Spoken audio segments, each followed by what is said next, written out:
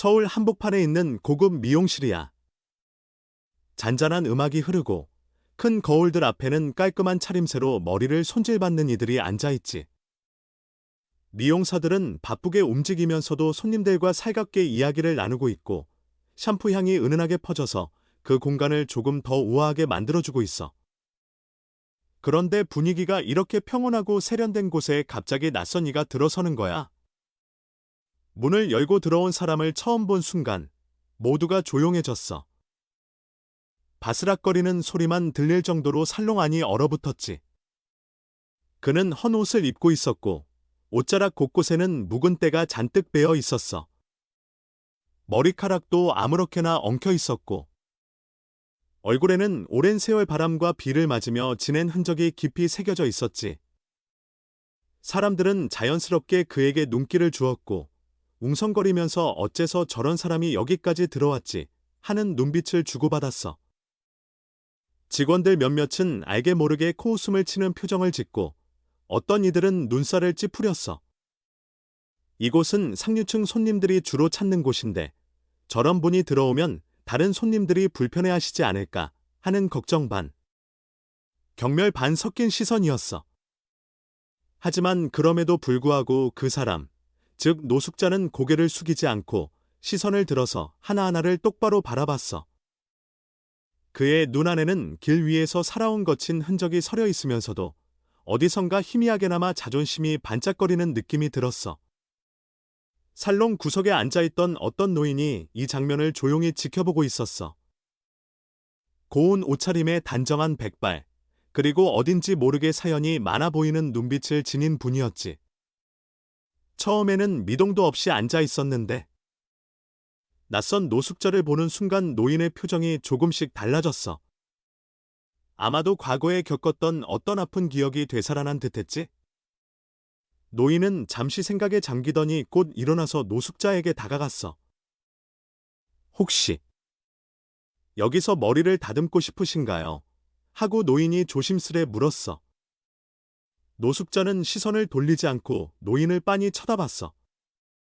아무 대답이 없자 노인은 조용히 미소 지으며 다시 한번 말을 건넸지. 오늘은 제가 머리 손질 값을 내드리겠습니다. 노인은 노숙자를 마주보는 눈빛에 진심 어린 온기를 담고 있었어. 노숙자는 그 눈빛에서 다른 사람들에게서 느꼈던 비웃음과 멸시가 아니라 진심 어린 호의가 느껴졌는지 잠깐 망설이더니 고개를 끄덕였어. 그렇게 노숙자는 머리를 다듬게 됐어. 살롱 직원들은 영내키지 않는 표정으로 서로 눈짓을 주고받았지만 노인이 직접 값을 치르겠다고 하니 딱히 막을 수도 없었겠지. 오래 엉켜있던 머리카락이 깔끔하게 정리되고 거울 속 노숙자의 얼굴 윤곽이 또렷이 드러날 때쯤에는 살롱 안 사람들도 슬슬 표정을 바꾸기 시작했어. 본래 그 얼굴이 그리 나쁜 편이 아니었던 거야. 몇몇은 단이 머리만 다듬어도 이렇게 달라지나 하며 낮은 목소리로 중얼거렸지. 노인은 계산을 마치고 노숙자가 매장 밖으로 나갈 때까지 뒤에서 지켜봤어. 노숙자가 긴 머리카락 틈에 감춰져 있던 손가락을 슬쩍 보니 거기에는 희미하게 반지 자국이 남아 있었어. 결혼 반지를 낀 흔적인 듯 보였는데 오래전에 빼서 그런지 희미하게만 자국이 남아 있었지. 노인은 그것을 보면서 묘한 감정이 밀려들었어. 저 사람도 한때는 평범한 가정을 꾸리고 살았을 텐데 어쩌다가 이렇게 거리에 나앉았을까? 그렇게 머리를 다듬은 날 이후 노숙자는 여전히 거리를 떠돌며 지냈어. 사람들의 시선은 여전히 곱지 않았지만 적어도 머리가 깔끔해지자 전보다 조금은 시선을 덜 받게 된 듯했어. 며칠 후 날씨가 맑게 개인 어느 날 그는 햇살이 들어오는 공원 벤치에 앉아 잠시 쉬고 있었어. 그러다 문득 누군가가 다가오는 기척에 고개를 들었는데 바로 그 노인이었어. 노인은 노숙자를 보자 반가운 얼굴로 말했다고 해. 안녕하세요. 그때 미용실에서 뵈었던 분이 맞으시죠? 혹시 괜찮으시다면 저랑 차 한잔 하실래요? 노인은 조심스러운 말투였지만 그 속에는 진심으로 그와 대화를 나누고 싶어하는 마음이 느껴졌어. 노숙자는 난생 처음 받아보는 이런 종류의 호의에 살짝 당황했지만 노인의 그 따뜻한 눈빛을 외면하기가 쉽지 않았나 봐. 결국 조용히 고개를 끄덕였지. 노인은 근처에 있는 작은 찻집으로 노숙자를 안내했어. 다정하게 문을 열어주고 구석진 자리로 안내한 뒤 따뜻한 차를 시켰지. 초조한 듯 주위를 두리번거리는 노숙자를 보면서도 노인은 서두르지 않았어. 그가 마음을 열기를 기다렸다고 해. 마침내 노숙자가 차를 몇 모금 머금은 뒤 낮은 목소리로 이야기를 시작했어. 저도 원래는 평범하게 살았어요. 부모님도 자랑스러워하셨고 결혼도 했었죠. 노숙자의 말에 노인은 살짝 놀란 표정을 지었어. 이미 희미한 결혼 반지 자국을 보고 어렴풋이 짐작은 했지만 그가 실제로 한때 가정이 있던 사람임을 직접 들으니 마음이 아려왔을 거야. 노숙자는 한숨을 길게 쉬고 나서 계속 말했어. 제가 믿고 따르던 사람이 있었어요. 그 사람이 제게 사업 투자를 제안하며 큰 돈을 벌 기회를 주겠다고 했죠. 저도, 제 가족도 그 말을 믿었는데 그게 전부 거짓이었어요. 투자금을 몽땅 들고 사라졌고 부모님은 그 사실을 알고 충격을 받으셨어요. 노숙자는 말을 하면서도 손이 떨렸어. 그때의 배신감과 상실감이 여전히 살아있는 듯했지. 부모님이 결국 쓰러지셨고 얼마 지나지 않아 돌아가셨어요. 저는 모든 걸 잃었고 그 뒤로 완전히 무너졌습니다. 노숙자의 목소리는 분노와 자책이 뒤섞여 있었어. 집도 잃고 가족들도 제게 등을 돌렸어요. 그때부터 거리에서 떠도는 삶을 살게 됐죠. 노인은 그 이야기를 듣고 가슴이 미어졌어. 왜냐하면 자신의 아들도 한때 비슷한 위기에 빠져서 큰 어려움을 겪었기 때문이야. 힘들게 벼랑 끝에서 돌아온 아들의 모습을 본 노인은 노숙자의 절망이 어떤 무게인지 어렴풋이 짐작하고 있었지. 노인은 단지 고개를 끄덕이며 그에게 조용히 말했어. 당신이 겪은 그 고통을 다 알 수는 없지만 얼마나 힘들었을지 조금은 이해합니다. 어떤 사람도 한순간에 추락할 수 있고 또 어떻게든 버텨내야만 하는 법이죠. 그러면서 노인은 그를 향해 작은 위로를 건넸어. 그래도 지금 여기에서 이렇게 제 앞에 앉아 계시다는 건 아직 완전히 포기하진 않았다는 뜻 아닐까요? 하지만 주변 찻집 손님들 중 일부는 두 사람의 대화를 흘끗거리며 키득키득 웃기도 했어. 저 사람 또 거짓말하고 동정구걸하는 거 아니야 하는 식의 비열한 속닥임이 들려왔지. 그 말에 노숙자는 고개를 떨구었어. 이미 너무나 익숙해진 비웃음이었지만 그래도 마음 한구석이 쓰렸을 거야. 그런 시선에도 아랑곳하지 않고 노인은 노숙자를 똑바로 바라보며 말했어. 전 당신이 진실해 보입니다. 그리고 혹시라도 제가 도울 수 있는 부분이 있다면 부끄러워하지 말고 받아주세요. 제게는 당신을 비난할 이유가 전혀 없습니다. 노숙자는 잠시 노인의 진심을 의심하는 듯했지만 이내 어딘가 마음 한편이 따뜻해지는 걸 느꼈어. 그렇지만 바로 그 따뜻함을 받아들이기에는 아직 상처가 너무 컸는지 그는 조용히 자리에서 일어나면서 말했어. 감사합니다. 하지만 세상에는 이미 깊게 베인 상처가 있습니다. 쉽게 아물지 않아요. 그리고는 노인은 미처 잡지도 못한 채 찻집 문을 나서 버렸어. 노인도 그를 붙잡고 싶었지만 그의 마음을 쉽게 바꿀 수는 없었겠지. 며칠 뒤 서울에 거센 비가 퍼붓던 밤이었어. 한번 내리기 시작하니 멈출 기미가 없었고 번화한 길 위를 우산 쓴 사람들만이 빠르게 지나다니고 있었어. 그 어둠과 비를 뚫고 터벅터벅 힘없이 걷는 한 사람이 보였는데 바로 노숙자였어. 그는 비에 흠뻑 젖은 채로 아무렇게나 놓인 벤치에 기대었지. 마침 우산을 들고 그 길을 지나가던 노인이 그를 발견했어. 깜짝 놀란 노인은 망설임 없이 노숙자에게 다가갔어. 이보세요. 이렇게 비를 맞으면 큰일 납니다.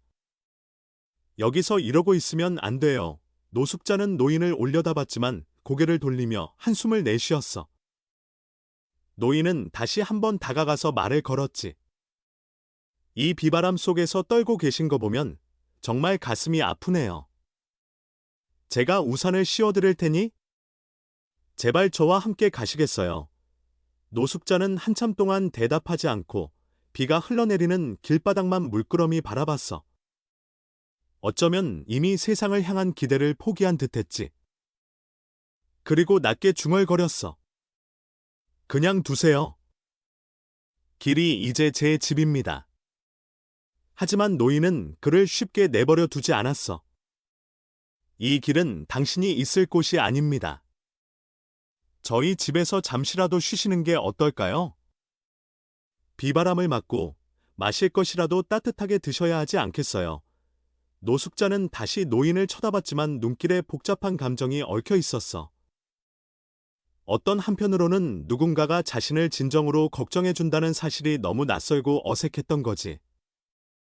하지만 결국 고개를 가로저으며 대답했어. 고맙습니다만. 전 이미 모든 걸 포기했고 혼자가 더 편합니다. 지금 와서 도움받는다는 게 너무 부끄러워요. 그 말에 노인도 안쓰러운 표정을 지었어. 그러나 물러서지 않고 조금 다른 제안을 했지. 우리 가게에 작은 다락방이 하나 있는데 자리가 넉넉하진 않아도 비바람을 피하기엔 괜찮을 겁니다. 게다가 내가 이제 나이가 들어서 가게 운영이 힘들어요. 거기서 머무르시면서 잠깐이라도 일손을 보태주시면 어떨까요? 노숙자는 처음에는 부담스러워서 망설였어. 다시 누군가와 엮이는 게 두렵기도 했고 스스로를 더욱 초라하게 만드는 일이라고 생각했을 수도 있어. 그런데 노인이 내민 우산 밑으로 떨어지는 빗방울을 뚫고서 노숙자의 눈에 희미하게나마 어떤 희망이 비쳤어. 정말 괜찮으시겠습니까? 노숙자의 목소리는 떨리고 있었어. 노인은 빙긋이 웃으며 고개를 끄덕였지. 물론이죠. 누구나 다시 시작할 수 있는 기회가 필요하다고 믿습니다. 그 말에 노숙자는 조금 머뭇거리다가 끝내 노인을 따라갔어. 노인의 가게 다락방은 좁고 낡았지만 적어도 비바람을 맞고 편히 몸을 누일 수 있는 공간이었어. 노숙자는 오래간만에 안전하다는 느낌을 받으며 잠에 들었어. 무척 불편한 친구였을지도 모르지만 노숙자에겐 그것만으로도 충분한 휴식처였을 거야. 그래서 오랜 시간 떠돌던 몸이 따뜻함에 녹아들어가면서 그는 아주 오래간만에 깊은 잠을 잤다고 해. 다음 날 아침, 그는 잠에서 깨어나자마자 밖에서 들려오는 소리를 들었어. 노인이 가게를 정리하며 뭔가 분주하게 움직이는 소리였지. 계단을 내려가 보니 노인이 활짝 웃으며 잘 잤느냐 고 인사를 건네더라고. 오늘부터 가게를 좀 도와줄 수 있겠나? 힘들진 않겠지. 나는 노인의 말에 노숙자는 처음엔 머뭇거렸지만 작게나마 고개를 끄덕였어. 네, 제가 할 수 있는 한은 해보겠습니다. 첫날의 일은 가게 청소였어.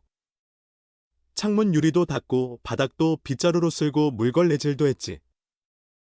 노숙자는 낡은 옷차림 그대로지만 일만큼은 정성을 다했어.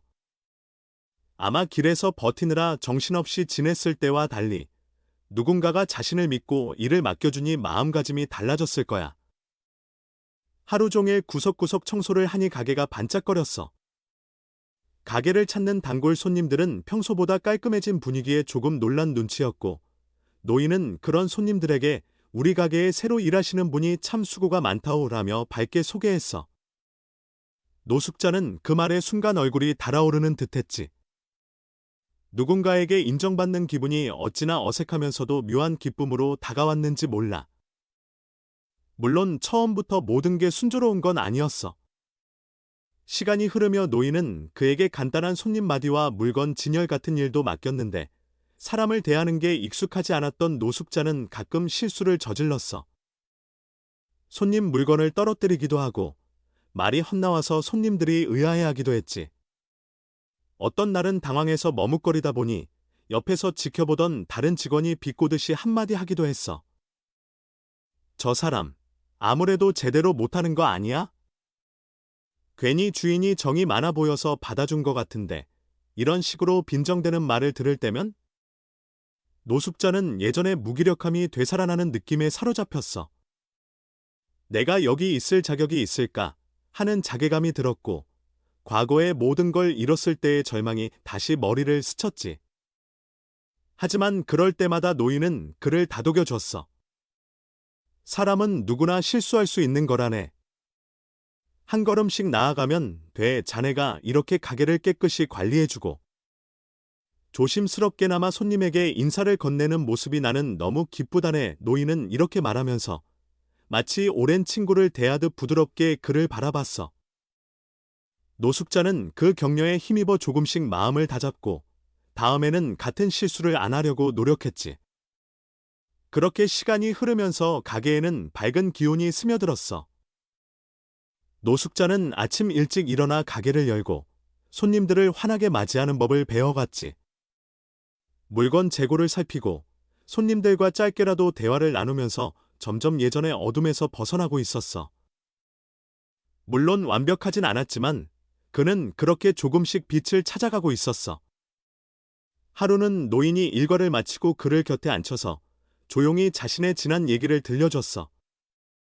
사실 나도 젊었을 때 엄청난 시련을 겪었네. 사업이 망해서 큰 빚을 지고 가정도 위태로웠지. 내 아들도 큰 상처를 입고 고생했어. 그래서인지 자네를 보니 남 일 같지 않았네. 노인은 시선을 먼 곳에 두고 깊은 숨을 내쉬었어. 그런 경험이 없었다면 오늘날 자네에게 이렇게 마음을 내주지 못했을 수도 있지. 노숙자는 그 말에 자기도 모르게 가슴이 시린 듯한 느낌을 받았어.